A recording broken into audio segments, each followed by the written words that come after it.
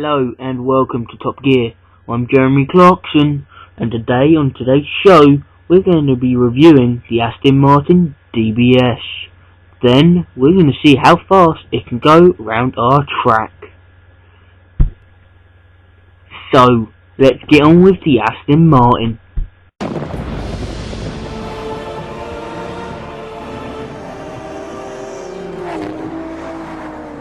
It's called the DBS, and Aston Martin are very adamant that it's an all-new 6-litre, hard-driving, lightweight thoroughbred. I'm not sure about that. You see, to my mind, a thoroughbred car is Italian and flamboyant, and it has its engine in the middle and it goes wrong all the time. This is none of those things. Yes, it has 4 nostrils in the bonnet, carbon fibre buttocks and carbon ceramic brakes. But the engine's at the front. There's lots of storage space in the cabin, and it has a boot you can actually use. It therefore isn't laid out like a thoroughbred, but who knows? Maybe it'll drive like one. Okay, I'm going to tell the adaptive suspension that I'm on a track. There we are. And here we go.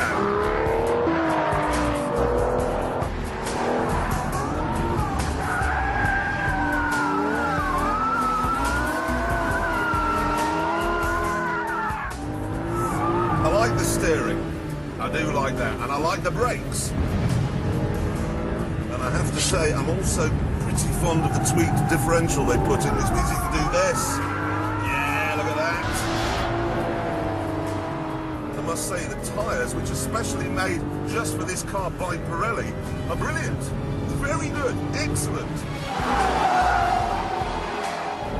Whee! It makes the right noises as well. But you don't get that same sense of terror that you get from a proper thoroughbred, like, say, a Ferrari. None of that sense of, oh my God, I've wet myself!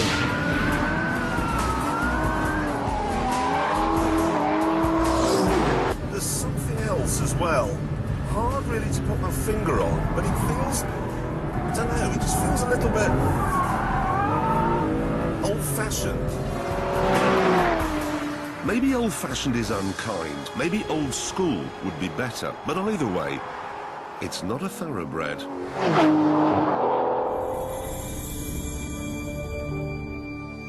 Perhaps, then, it's a work of art. There's no denying that it's bite the back of your hand beautiful. But is it better looking than a DB9? Well, apart from the racing paraphernalia on the DBS, they look pretty much the same to me. Keira Knightley in Puff Diddley's jewellery. And it's all very well them saying the DBS is carbon fibre. It's only 10 stone lighter than the DB9. And that's what? The weight of a medium-sized woman. So, it's not a thoroughbred supercar, and it's not as good-looking as its sister. Maybe then we should view it as a replacement for the old Vanquish S. The trouble with doing that, though, is that the DBS's V12 produces 510 brake horsepower, and that's 10 less than you got from the Vanquish's V12.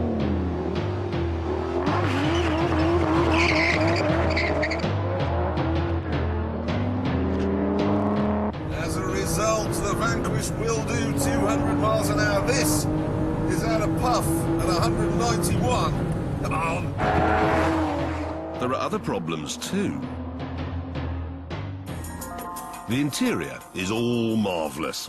An amazing blend of carbon fibre, suede, and lots of exciting buttons you can't see or reach.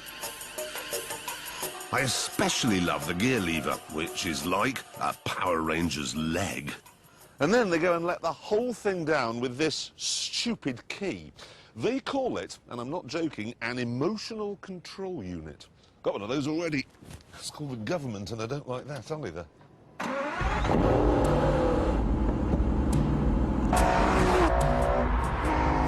This car then is shaping up to be a bit of a misfit. But don't worry, because there's one thing it does brilliantly. Put it back in road mode and it becomes a stunning long-distance cruiser, an epic grand tourer. I'd be happy to drive this all the way to the south of France. And I'd be happy if I got there and found I'd forgotten my swimming trunks, because then I could drive it all the way back again. When you're on a motorway, it's smooth and civilized, quiet as well. It is magnificent.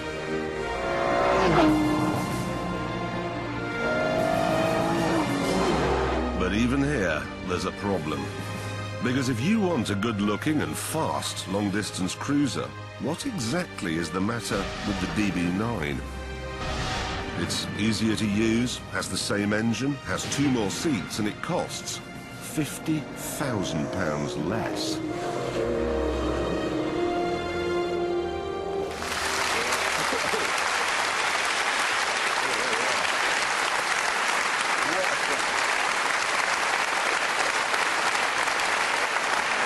Yeah, but it's no good then. Oh no, this is the best car I've driven all year, and by a huge margin. Oh, hang on. You just said it's not as quick as a Vanquish, and it's not as pretty as a DB9. And it's £50,000 more. Yeah, the thing is, okay, Aston Martin messed up. When they said it's a thoroughbred, it's an all-new car. It isn't. That's what threw me. It's taken me ages to work it out, but what this is a DB9 where every little piece is a little bit better. I tell you what, okay, this is the way to think of it. Don't think of it as a DBS. Think of it as a DB9S, like a DB9 Evo, and then it makes sense. Really? Yeah. £50,000. I agree the price is a bit steep. It's perilously close to the Ferrari 599. But honestly, you cannot buy a DB9 anymore. You just can't do it, because one day you will be sitting at a set of lights, someone will pull up alongside in one of these, and you will feel hopeless and inadequate, and you will have to kill yourself. Anyway, it is now time to see how fast this goes round our track, and that, of course, means handing it over to our tame racing driver. Some say that he knows 2 facts about ducks, and both of them are wrong. And that 61 years ago, he accidentally introduced Her Majesty the Queen to a Greek racialist. All we know is, I'm going to the tower now to have my head cut off. Yes. And he is called the Stig. And he's off, slew a wheel spin and a V12 bellow. Thundering down to the first corner. It's wet out there today. Let's see how that affects things. Carving a pretty steady path through there. No problems so far. Brilliant. What is my purpose? What would I want to accomplish? What values do I want to live by? Stig on his self-help odyssey there as he kicks the tail out. Whoa, really kicking the tail out. In every way, this car's better than DB9, including those superb new tyres. They might be struggling with the damp, mind you, looking pretty planted around Hammerhead. And then, whoa, look at that! What wall do I want to put my ladder of life against? Keeping it pinned open through the follow-through. Does he lift off? Yes, then back on the loud pedal down. Now to the last 2 corners. Magnificent brakes, better diff, all doing their stuff. Normal DB9 would be nowhere now. Here he comes, slices through Gambon and across the line. Yeah.